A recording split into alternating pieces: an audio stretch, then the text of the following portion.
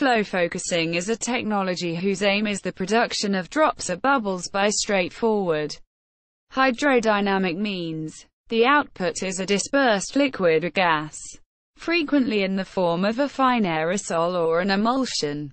No other driving force is required, apart from traditional pumping. A key difference with other comparable technologies, such as electrospray, where an electric field is needed.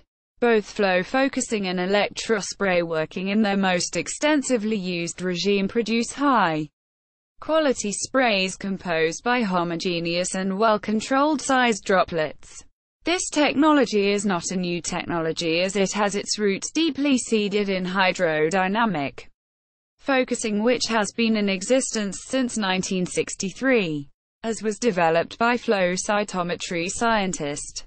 Mechanism. The basic principle consists of a continuous phase fluid, focusing a sheath fluid, flanking or surrounding the dispersed phase, focused a core fluid, so as to give rise to droplet or bubble break off in the vicinity of an orifice through which both fluids are extruded.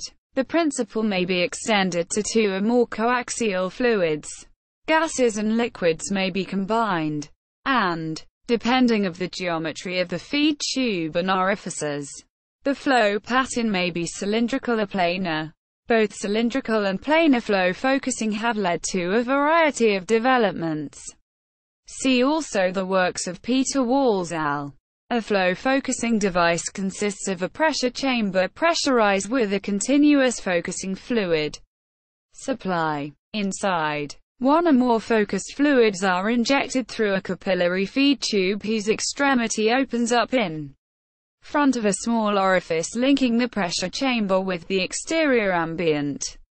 The focusing fluid stream molds the fluid meniscus into a cusp, giving rise to a steady micro or nano jet exiting the chamber through the orifice.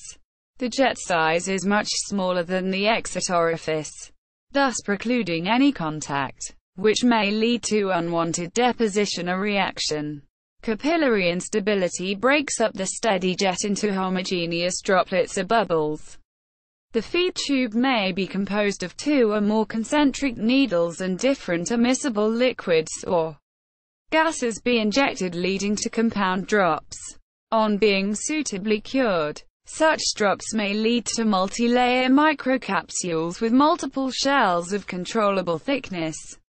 Flow focusing ensures an extremely fast as well as controlled production of up to millions of droplets per second as the jet breaks up.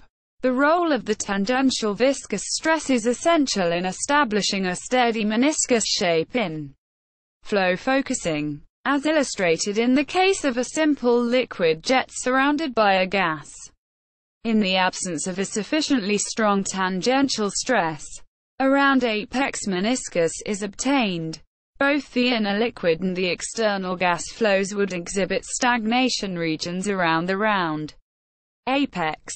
The surface tension stress sigma d would be simply balanced by an appropriate pressure jump across the interface. If one slowly pushes a liquid flow rate q, the system would spit intermittently the excessive liquid to recover the round apex equilibrium shape. However, when the tangential stress is sufficiently vigorous compared to sigma d, the surface can be deformed into a steady tapering shape, which allows the continuous and smooth acceleration of the liquid under the combined actions of the pressure drop delta P and the tangential viscous stress tau S on the liquid surface.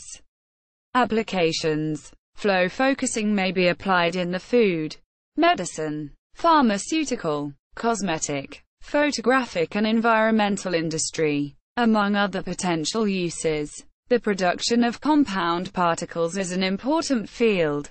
Drug encapsulation, dye-labeled particles and multiple core particles can be cited. Other applications include flow cytometry and microfluidic circuits.